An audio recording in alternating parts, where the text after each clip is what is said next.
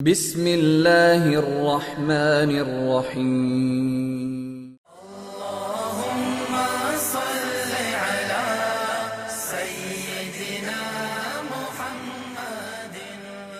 بسم اللہ الرحمن الرحیم۔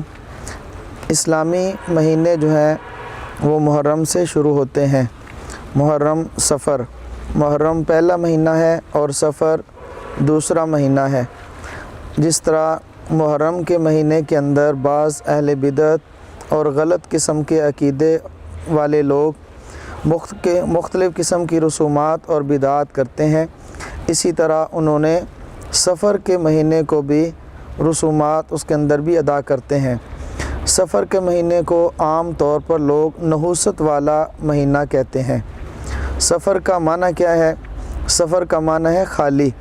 اہل عرب جو تھے ان کے ہاں 4 مہینے عظمت والے تھے، وہ لڑائی اور جنگ نہیں کرتے تھے۔ رجب، ذوالقعدہ، ذی الحجہ اور محرم، یہ 4 مہینے تھے اور 3 مہینے اکٹھے آ جاتے تھے، ذی القعدہ، ذی الحجہ اور محرم۔ اب 3 مہینے وہ گھروں میں بیٹھتے تھے۔ جیسے ہی سفر شروع ہوتا تو ان کے گھر لوگوں سے خالی ہو جاتے تھے، سارے لوگ قتال کے لیے، لڑائی جھگڑے کے لیے گھروں سے نکل جاتے۔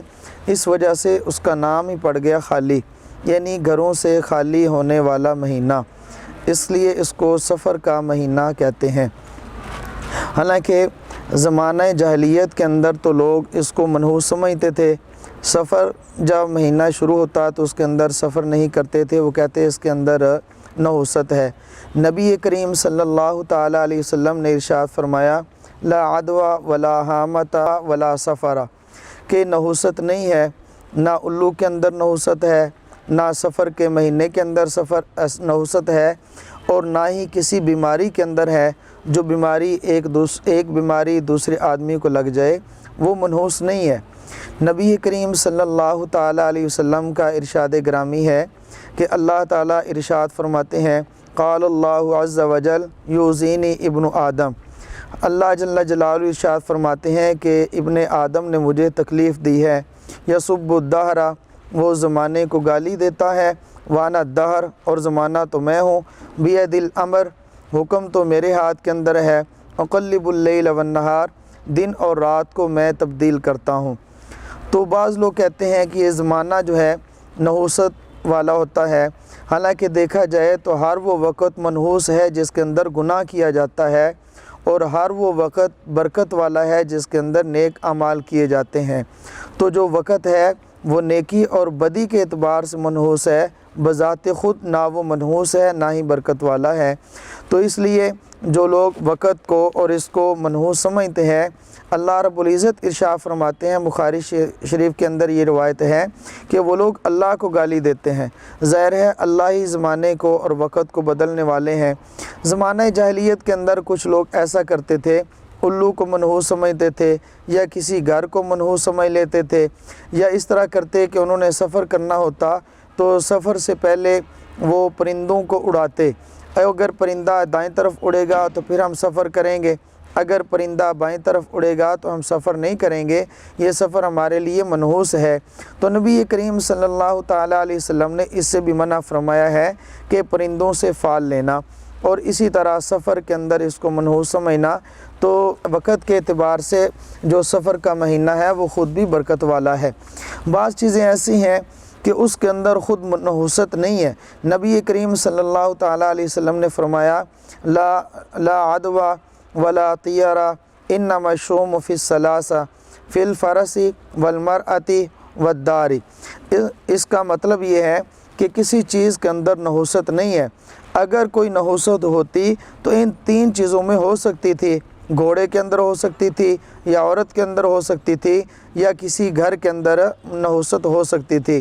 یہ ایسے اعتبار فرمایا کہ اگر ہو سکتی تو ان میں ہوتی، جس طرح نبی کریم صلی اللہ تعالیٰ علیہ وسلم نے ارشاد فرمایا، کسی اپنا خاوند کے فضائل کو بیان کرتے ہوئے، اللہ کے غیر کو سجدہ نہیں ہے، اگر سجدے کی میں اجازت دیتا تو عورت کو اجازت دیتا کہ وہ اپنے مرد کو سجدہ کرے۔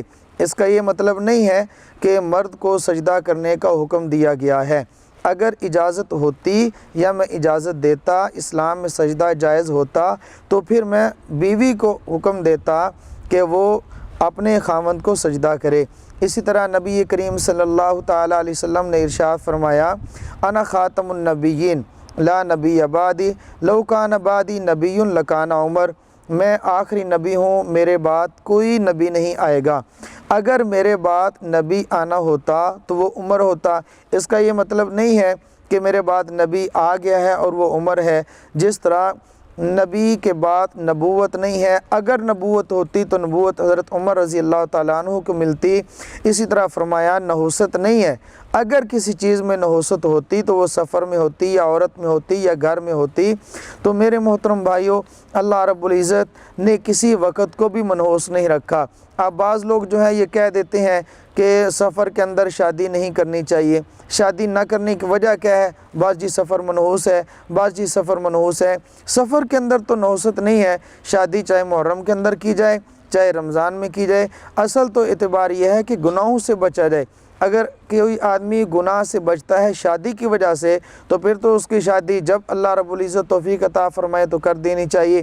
اب ایک آدمی اس کے اوپر شادی اور بیاہ نکاح اس کا فرض ہو چکا ہے، وہ گناہوں سے نہیں بچ سکتا، تو اس وجہ سے انتظار کیا جا رہا ہے کہ وہ مہینہ سفر کا گزرے گا تو پھر ہم شادی کریں گے، تو یہ بات ٹھیک نہیں ہے۔ اب دوسری ایک من گھڑت روایت پیش کی جاتی ہے، من بشرنی فی خروج سفرہ بشرتہ بالجنہ، جس آدمی نے مجھے بشارت دی سفر کے نکل جانے سے، میں اس کو جنت کی بشارت دیتا ہوں، میں اس کو جنت کی خوشخبری دیتا ہوں۔ حضرت ملا علی قاری رحمۃ اللہ علیہ نے اس کو موضوعات میں لکھا ہے، موضوعات ملا علی قاری۔ موضوع ایسی روایت کو کہتے ہیں جس کو خود گھڑا گیا ہو، من گھڑت روایت کو موضوع کہتے ہیں۔ تو ملا علی قاری رحمۃ اللہ علیہ فرماتے ہیں کہ یہ روایت کا کسی طریقے سے بھی صحت کے ساتھ اعتبار نہیں ہے، بالکل غلط ہے، من گھڑت ہے۔ اب ایک اور رسم چلی ہوئی ہے کہ ماہ سفر کے آخری بدھ کو روزہ رکھا جاتا ہے، یا ماہ سفر کے آخری ایام میں روزہ رکھتے ہیں اور بدھ کو روزہ رکھتے ہیں اور شرینی بھی تقسیم کرتے ہیں۔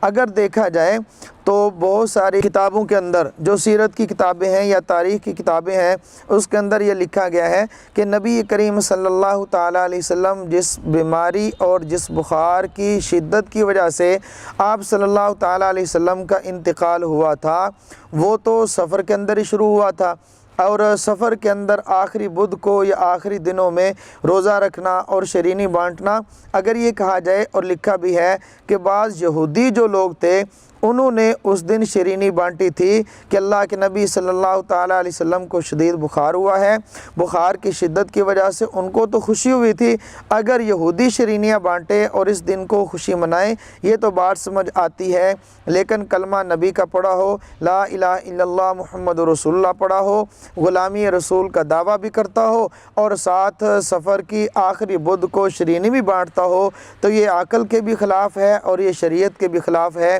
اگر تھوڑی سی بھی محبت نبی کریم صلی اللہ تعالیٰ علیہ وسلم کے ساتھ ہوگی تو وہ سفر کو نہ تو منحوس سمجھے گا اور نہ ہی سفر کے آخری بدھ کو روزہ رکھتا ہے اور نہ ہی سفر کے آخری بدھ میں شرینی بانٹتا ہے۔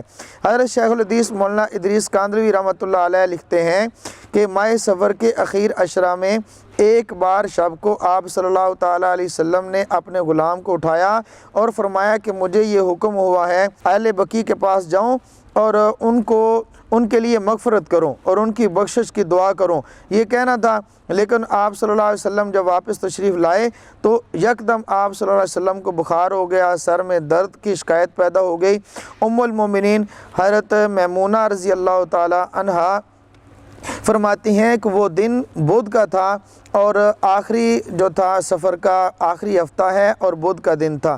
فقیہ وقت حضرت مولانا رشید احمد گنگوئی رحمۃ اللہ علیہ تحریر فرماتے ہیں کہ آخری چہار شنبہ کی کوئی اصل نہیں، بلکہ اس دن میں جناب رسول اللہ صلی اللہ علیہ وسلم کو شدت مرض واقع ہوئی تھی، تو یہودیوں نے اس بخار کی شدت کی وجہ سے خوشی کی تھی۔ حضرت مفتی محمد شفیع صاحب رحمۃ اللہ علیہ سے اس دن کے روزہ کے متعلق پوچھا گیا تو فرمایا بالکل غلط ہے اور بے اصل ہے، اس روزہ کو خاص طور سے رکھنا اور ثواب خاص کا عقیدہ رکھنا بدعت اور ناجائز ہے۔ لہٰذا ماہ سفر کا آخری بدھ یہود و ہنود کی خوشی کا دن تو ہو سکتا ہے، مسلمانوں کا نہیں۔ مسلمانوں کو سوچنا چاہیے کہ وہ اس یہودیانہ اور ہندوانہ رسم کو اپنا کر کہیں حضور نبی کریم صلی اللہ تعالیٰ علیہ وسلم کے مرض وفات کا جشن منانے میں یہود و ہنود کی صورتاً موافقت تو نہیں کر رہے۔ اس لیے ہمیں یہ سوچنا چاہیے اور فکر کرنا چاہیے۔ اور ماہ سفر کے اندر نبی کریم صلی اللہ تعالیٰ علیہ وسلم کے بعد حضرت دو ہجری میں حضرت علی المرتضیٰ اور حضرت بی بی فاطمہ الزہرا رضی اللہ تعالیٰ عنہ کا نکاح ہوا اور رخصتی ذوالحج میں ہوئی، یعنی حضرت علی المرتضیٰ رضی اللہ تعالیٰ عنہ اور حضرت فاطمہ رضی اللہ تعالیٰ عنہ ان کا نکاح سفر کے اندر ہوا تھا۔ تو نبی کریم صلی اللہ تعالیٰ علیہ وسلم تو نکاح اپنی بیٹی کا حضرت علی کے ساتھ سفر میں کر رہے ہیں، اور ہم لوگ یہ سمجھتے ہیں کہ سفر کے اندر نکاح کرنا ناجائز ہے اور یہ ٹھیک نہیں ہے۔ تو ماہ سفر 16 ہجری میں کسریٰ کا قصر ابیض وائٹ ہاؤس فتح ہوا۔ سفر 99 میں حضرت عمر بن عبدالعزیز رحمہ اللہ کی خلافت قائم ہوئی، اور سفر 160 ہجری میں خلیفہ ہارون الرشید کی والدہ خزران کا نکاح ہوا۔ تو 2 نکاح بھی ہوئے اور علاقہ فتح بھی ہوا۔ تو یہ تو خوشی کا دن ہوتا ہے، ہم لوگ اس کو رسومات اور بدعات کے اندر آ کر ہم نے اس کو منحوس سمجھ رکھا ہے، جبکہ اس کا حقیقت کے ساتھ کسی قسم کا کوئی بھی تعلق نہیں ہے۔ اللہ جل جلالہ مجھے اور آپ کو رسومات اور غلط قسم کی بدعات سے محفوظ فرمائے۔ وآخر دعوانا ان الحمد للہ رب العالمین۔